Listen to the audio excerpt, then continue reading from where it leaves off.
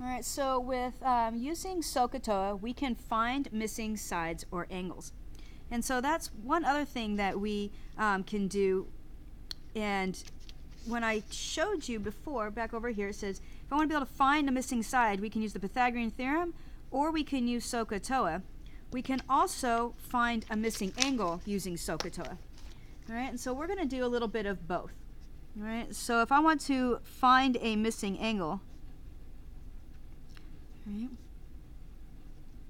you are very specifically going to want to use SOHCAHTOA.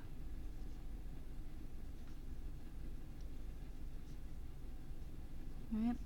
So what we're going to do is I'm going to do some examples where we're going to find both, either an angle or a side.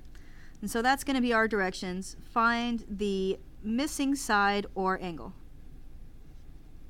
It's whichever one is needed. Okay. And now for this you will need to have a calculator. So let's look at a first example. Again, let's draw the triangle and label the different pieces that you're given. All right. So let's call up here 71 degrees. And then this is going to be side 14, and I want to find that piece of information. So in order to find this side, I need to see what it is I have and what it is I need. So you need to remember that SOHCAHTOA refers to an angle and two different sides. So here I have an angle and I have one side, but I am trying to find the other. All right, now this side right here is my hypotenuse. And so I don't want to use the hypotenuse at all because I'm given a leg and I'm trying to find information about the other leg. And that one is going to be tangent. So I need to use the tangent of the angle is the ratio of the opposite side to the adjacent side. So that's the first part, is setting up the trig function correctly. And so now I need to solve for x. And the only way I can solve for x is to multiply both sides by x. Kind of think about cross multiplying. I'm going to bring x up here, and it's going to be x times the tangent of 71 degrees. And I'm just going to manipulate and say the tangent of 71 degrees is now going to go in the denominator.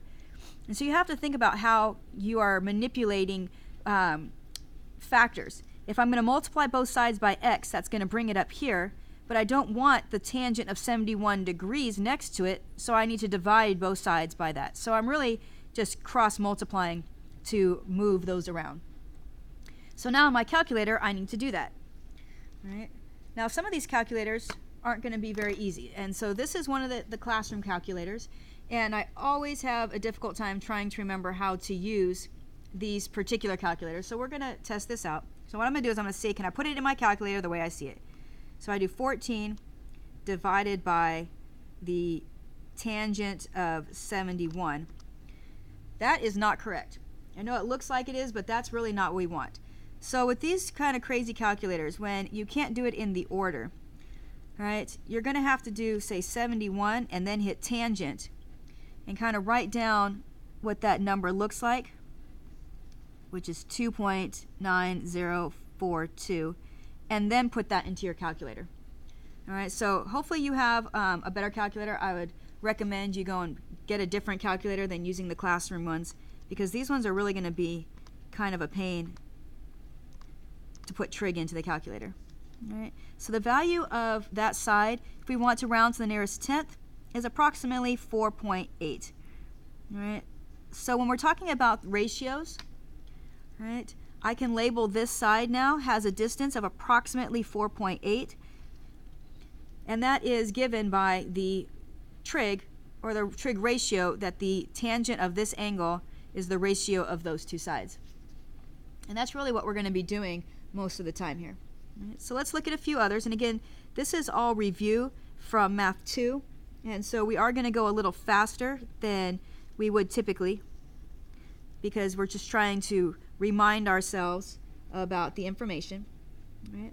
So now what I'm going to do is I'm going to label two different pieces and say, well, now I want to find all of the missing information. All right, so now what's going to happen is it's going to really require us to know which variable are we solving for, so that way we can set up the correct trig function. All right? So with this angle, this right here is considered my opposite side. And this one right here is considered my adjacent side. All right, because that's the side that I am touching. All right, and this is the side that's opposite, which makes this my hypotenuse. And if I were you, I would try to label those different pieces if you're not sure, because that way it'll help you with setting up to use SOHCAHTOA. So if I want to solve for x, I need to use my adjacent over hypotenuse, which is cosine. So the cosine of 82 degrees is my adjacent side over my hypotenuse. And again, if I want to solve for x, that means I just need to multiply both sides by 10 to be able to isolate x.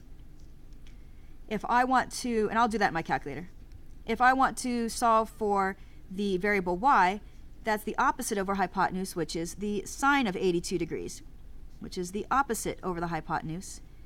And again, in my calculator, I can do that. So again, some calculators, you can plug that in exactly the way you see it. Our fun little classroom calculators. You actually need to say, what is the degree? What is the trig function?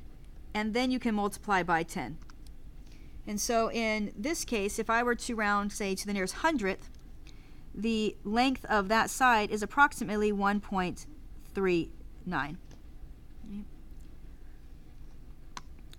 Now if I do the same thing to solve for y, again 82, right, I want to use the sine function, and then I can multiply times 10. So it's kind of an order of operations sort of thing. And again, that means that y is about 9.9. Right? So we can find the lengths of the different sides using trig, but we're pretty much, you're going to have to use your calculator just about for everything that we do with trig. So you want to get a good one. You really, these are not good calculators. They're usable, but they're not my favorite. Right?